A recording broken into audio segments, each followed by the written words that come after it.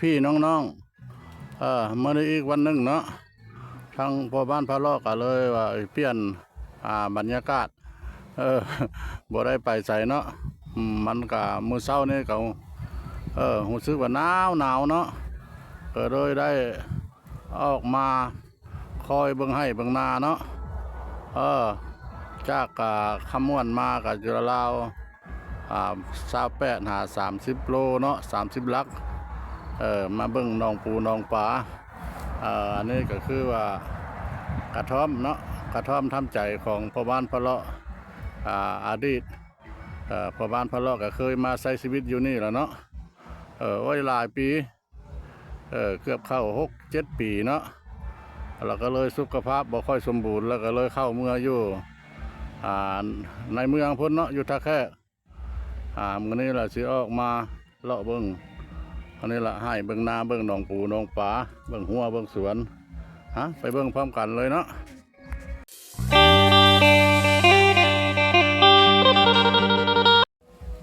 อันนี้มันมาฮอดหนองแล้วอันนี้ละหนองนี่ละแต่สมัยพ่อบ้านพะเลาะมาอยู่นี่ละถือว่าพ่อบ้านพะเลาะเราได้มาเดือนนั้นเอาปลามาเลี้ยงเนาะซื้อลูกป่ามาปล่อยใส่บ่อนี่ละมีปลาดุกปลาปากพอบ้านพะเลาะซื้อโอ้มาว่าทานผสมใบป่านะเอาใส่เกลือหัวอาหารมีแต่หมู่คู่แล้วมาเยอะมายามกับบได้ซื้อเนาะอาหารการกินของแก้มเนาะหมู่มายามกับลงมาเอาเทื่อละ2-3 โลพอได้แก้ถ้าเฮาบ่มีป่าแล้วหมู่มาหยามเฮาก็ต้องได้ซื้อเนาะประเพณีคนลาวเฮาล่ะกันมายืมมาหยามกันเราต้องมีแนวต้อนเนาะแนวอยู่แนวกินเนาะแต่งพาข้าวพาปลาน้ำดื่มเนาะคันคนแก่ก็ว่ามาอย่างยาดองอันนี้เป็นหนองทำบิดท่านผู้ชมเด้อสิพาไปเบิ่งละลายหนองเพราะบ้านพะเลาะมีหลายหนองนะแต่ปะเมื่อปัจจุบันนะปะเนื่องจากว่าเจ้าของกับสุขภาพบ่ค่อยสมบูรณ์ลูกเต้าก็ไปหาเงินหาทองเนาะต่างแขวงต่างประเทศก็เลยบ่มีให้งานแล้วก็เลยโจ๊ะอันนี้แหละมันเป็นหนองที่2เนาะใกล้ชิฮอดหนองแล้ว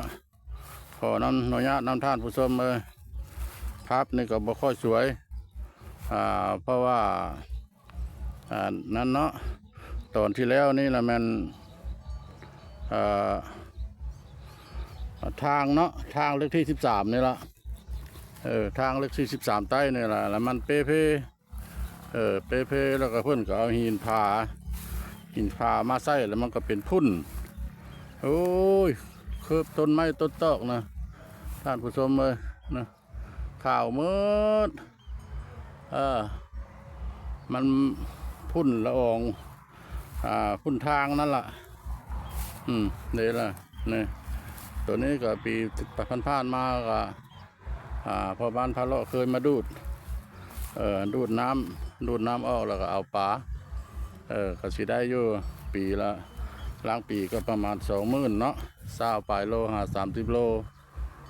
เป็นต้นก็มันปลาลายก็มู่แล้วมันปลาดุกกับปลาข้อเนาะปลาปากนะก็บ่ส่วนหลายมีก็ส่วนน้อยมีแต่ปลาดุกหลายปลาดุกกับปลาข้อตัวใหญ่ตัวละโลมีมง5-6 ตัวปีนี้ก็พุ่นละเดือน3เดือน4เนาะน้ำบกลงหลายเลิกได้ท่านผู้ชมอันนี้มันเป็นหนองที่2เด้อฟางหอมกับสีพอประมาณนี้ละกว้างและบกว้างปันไดสิอยู่ราวประมาณมองความกว้างมันในสิอยู่ราว8 เมตรเนาะ8 เมตรหรือความยาวมันเลยสิอยู่ราวประมาณมอง25 หรือ 30 เมตร เลิกหรือชิอยูเรา2 เมตรปลายเนาะเวลา2.50 เมตรเพราะว่าเพิ่นจกเลิกรถมาโคเวลาจกปลานี่นะมันเป็นปลาหนองธรรมชาติท่านผู้ชมหนองธรรมชาตินั่นนี่แหละมาเห็นแล้วก็พอบ้านพะเลาะก็ขึ้นเนาะขึ้นเสียดายเสียดายบอนเฮ็ดบอนสร้างหนองปูหนองป่ามีทงให้ทงนาน้ำในมีบืดนี่นะฮะนายนาเนี่ยก็น้ำมันก็ยังห้องอยู่นะถ้าว่าเหื่อแห้งยังหลายเฮาก็มาเฮ็ดมาสร้างเนาะตัดกุเข้าแล้วเฮาก็ปลูก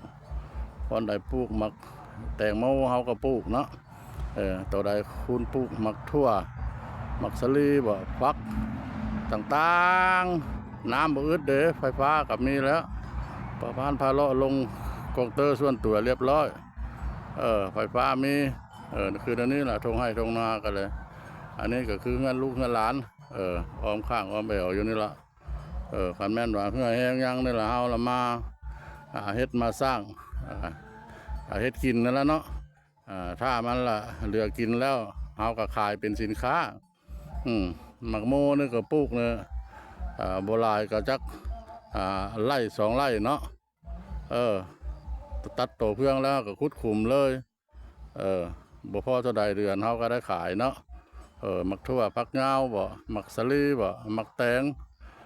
ผักกาดซ้อมปีผ่านมาพ่อบ้านพะโลเคยเฮ็ด อะไรครับกะพอได้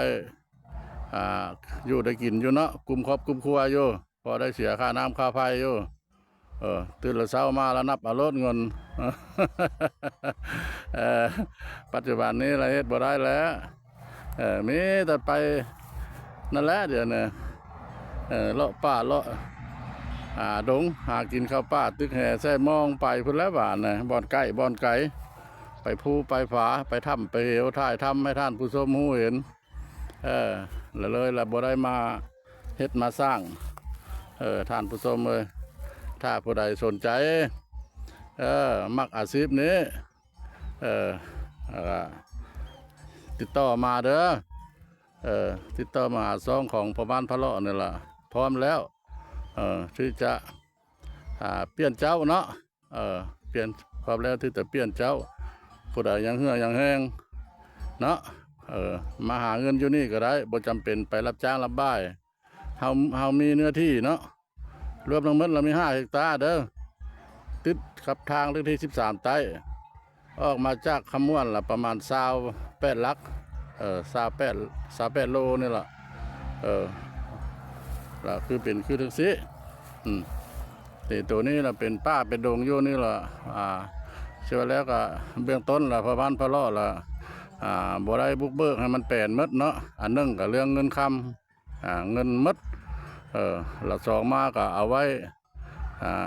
ใช้ผลประโยชน์เป็นต้นละมันมีหน่อไม้มันมีก่อนไม่ไล่เนาะยามผลมาแล้วเขากับบ่ได้ไปหาสายเอาอยู่นี่เลยหน่อไม้หลายถ้าว่าเขามีเงินเขาบุกตัวนี้ออกบุกเบิกตัวนี้ออกก็อาจจะเห็นทางที่13เนาะอันบ่อนนี้ล่ะบ่อนนี้ล่ะจอดแล้วจอดทางที่มาฮอดนองที่3แล้วเด้อมาฮอดนองที่3แล้วอันนี้คือว่าพักเกษตรเนาะลาวห้องกับพักเกษตรถ้ายามผลนี่แหละมันจะเป็นยอดเอาเด็ดเอายอดมันเนี่ยใบมันแล้วไปกินกับแกงหน่อไม้เนาะคือว่าอร่อย แซ่บหลายกันว่าภาษาลาวเฮาเนาะอันนี้เป็นหนองที่3เด้อหนองที่3ในความยาวนี่จะอยู่ราวประมาณมั่ง50-60 เมตรเนาะทางกว้างมันก็อยู่ราวเดี๋ยวเติมนึงแล้วประมาณ25 หรือ 30 เมตรแล้วความกว้างเนาะน้ำบกตลอดแรงตลอดผลมี3 หนองเด้อมี3 หนองมี3 หนองอันนี้ก็บ่ได้ปล่อยปลาทีแรกแหละแต่มือสมัยพ่อบ้านพะเลาะยังอยู่แหละพ่อบ้านพะเลาะได้ปล่อยปล่อยปลาสุดนี้ ปล่อยปลานิ่นแล้วก็ ผมรู้แล้วเขาจับโต๊ะบนโต๊ะซะยังงามอยู่รถเบิ่งกะหุ่นบันไดอยู่หุ่นโหยมันครับโทษจักคือตีตะ พ จั อก บ้า อน ย่าง พา เดียว เลาะเนาะมาคอยเบิ่งให้เบิ่งหน้ากับบุญมี เขาก็ว่าถ้าแม่เอาไปกะ หลานสาวหลานเกยมาแต่ ตีตะจักอย่างเดียวเขาก็ตีน้ำก็ว่า นั่นเนาะทำงานอยู่บ่ กดใส่น้ำมันเครื่องกับไข่บ่ได้แล้วน้ำมันกู้โดดแล้ว เพิ่นก็ได้มาแล้วเพิ่นเราคือซื้อผู้ขายมาแล้วมากินง่ายน้ำเพิ่นมาเด้อ โอ้ให้แม่เขาลุกลงมา100กันเอาได้เฮ้ย มากินน้ำพะวันพะเลาะเด้อกินข้าวเที่ยงกินข้าวเที่ยง 100กันเสียว จุ่มซีนเด้อจำเจ้าเพี้ยอาหารบ้านนา มาเลยก่อนโทรหาน้องกันไหมวะคันเขาตกลง